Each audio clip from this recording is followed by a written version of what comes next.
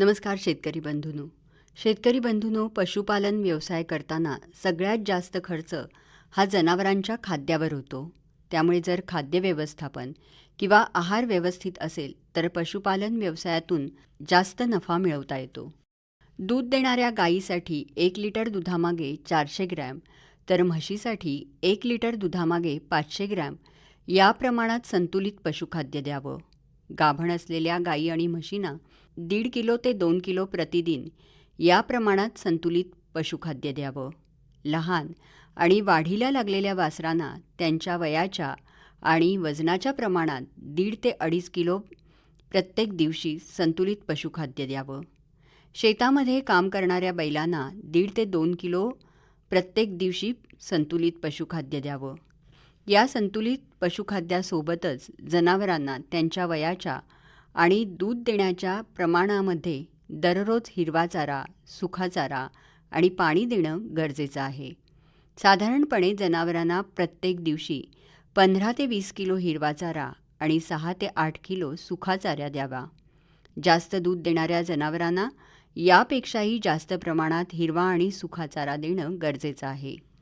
रवंथ करणाऱ्या जनावरांच्या खाद्यामध्ये तंतुमय पदार्थ ठराविक प्रमाणात असल्यास जनावरांचं पचन चांगलं होतं आणि दुधातील घट्टपणा देखील वाढायला मदत होते.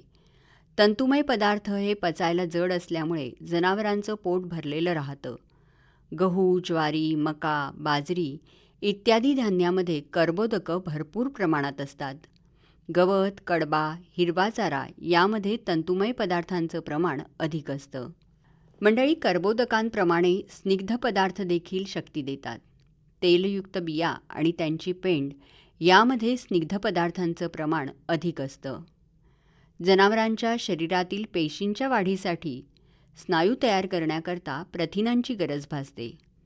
द्विदल धान्यात जसं सोयाबीन, भुईमूग, हरभरा, सूर्यफूल, जवस, तीळ यापासून भरपूर प्रमाणात प्रथिनं मिळतात.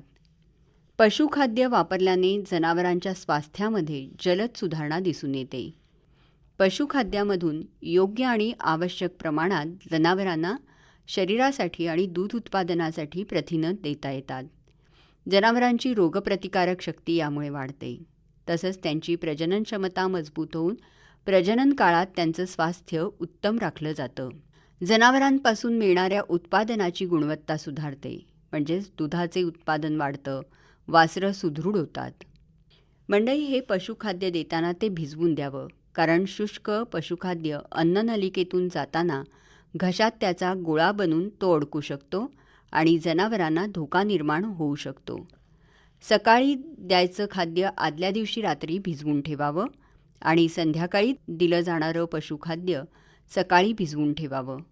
दिवसातून 2 वेळा सारख्या प्रमाणात आंबोण खुराक द्यावा. मंडळी, अशा पद्धतीने जर जनावरांच्या आहाराचं व्यवस्थापन आपण केलं तर नक्कीच त्याचा फायदा आपल्या व्यवसायाला होणार आहे. बरं, तर पुन्हा भेटूया उद्याच्या कृषीवाणीत. तोपर्यंत नमस्कार.